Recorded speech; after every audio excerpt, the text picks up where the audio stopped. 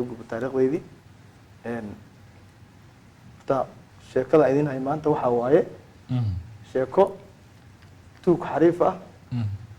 oo nin shaqaysanayo soo shaqo tagay laftirkiisii ka shaqaystay ليش شقيستني أو soo shaqo tagay asiga lagu sii shaqeeya waxay ka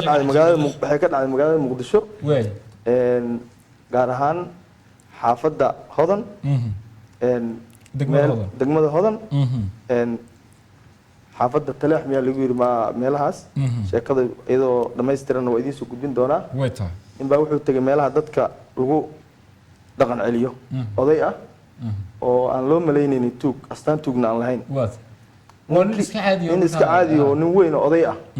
ninka wuxuu tagay meesha dhaqan celinta qolinka dhaqan celinta wuxuu u sheegay in wiil uu dhalay oo mooto bajaaj wado oo aan soo hoyanin oo guriga imaanin oo meelaha wareego oo baash aan loo dhiibay inuu ku shaqeeyo aan lacag ka keenin inuu rabo inuu keeno meeshaan si loogu qabto loogu dhaqan celiyo odaygii waxaa lagu yiri meeshaan haddii qof lagu qabanayo waa inaad lacag intaas leeg bixisaa lacagtii uu bixiyay loogu qaban lahaa $150 sida la ii sheegay odaygii nin xariif waa markii hore ninkaan muusan dhalin uu baxay muddo 10 daqiiqo markuu maqnaa oo ayagina banaan ku diyaar garoobayay nimanka xoog badan baa jooga lagu yiri sida la ii sheegay meelaha dhaqan celinta niman xoog leh yaa joogo meelaha dhaqan celinta banaan ku sii diyaar garoobayay muu fogaanin wadada u dhaweyd buu istaagay odaygii mooto bajaaj buu wiidaystay tan iska fasax nin odaya wato tan iska fasax wuxuu arkay wiil muusigna u daaray jeegadan u xiran tahay oo baashi dhagaha ku dhagan yuu arkay wuu joojiyay wuxuu yiri niyow waxaan rabaa inaad geyso halkaas waa meesha cilaajka ahayd ninka cid buu usoo shaqo tagay jeegiis baa isaga xirnaatee ninkaa nin cid usoo shaqo tagay oo brisdoona waay soo shaqo tagay ma fahant kana asaga kusoo shaqo tagay asaga waa la soo shaqo tagay la iskama warqabo lacagta waa lagula heshiiyey meel hebel ay geynaysaa waayo meel hebel oo geynaa intaas siinaysaa namari waa la baxay si loo sii socday meeshii baa la tagay odaygii mootadii waa ka degay ballantu waxay ahayd markaa meeshan soo istaajiyo wiilka mootada wado haddee uusan ka fakan lacagtiina waa haystaan qoladii la soo hadlay qoladii hore buu ola hadlay banaanka ku diyaarsan nimanka xoog badnaayo dhaqan celinta qabta ninkii waa la qabtay ninkii wiilkii waa la qabtay walaas wuxuu kale heshiin bajaaj wax ka soo saaray wiil bajaaj wax ka soo saaray waa soo hoyan waayay oo jeegada xirtay oo u dhaxeeyay laamiga iyo liido yaan soo wadaa oo bajaaj markaa ii qabta ninkaas anaa dhalay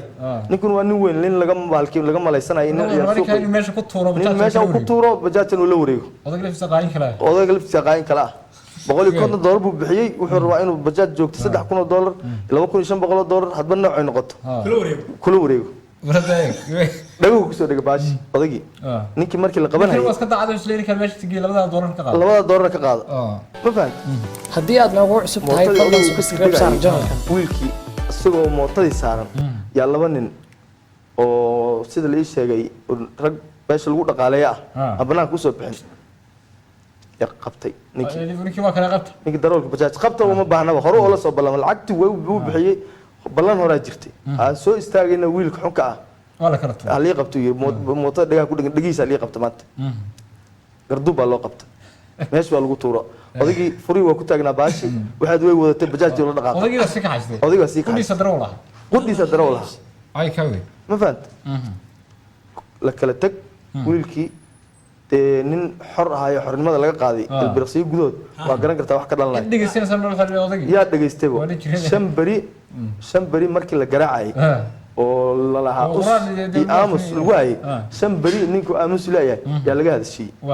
haddii shan bari kadib laga hadashiyey mootadii meel ku sheeg odaygii ma taqaan wadaadadu markaa ay lacagtoodii qaateen waa iska daacad lama socdaan mootadii meel ku sheeg odaygiina lama garanayo odayga lama garanayo simkaarka hore isaga sii tuura ninkii waa dilan yahay haddii aad noogu cusub tahay fadlan subscribe saar channelkan laga xirxirayo wadaadada islaam bala waa ilaaj asxaab yar ma fahant marka meesha waxa ka dhalatay laba qasaaro waxay ugu dhaliyay sheekada inaan dadka la wadaago bulshada inaan la wadaago meeshaas laba qasaaro ka dhalatay qasaarada koowaad waxay u soo hoyatay nimankii dhaqan celinta iska lahaa iyo u soo hoyatay ilaa tuugnimada qayb ka noqonayaan waxa laga rabaa dilkii ninka iyo mootadii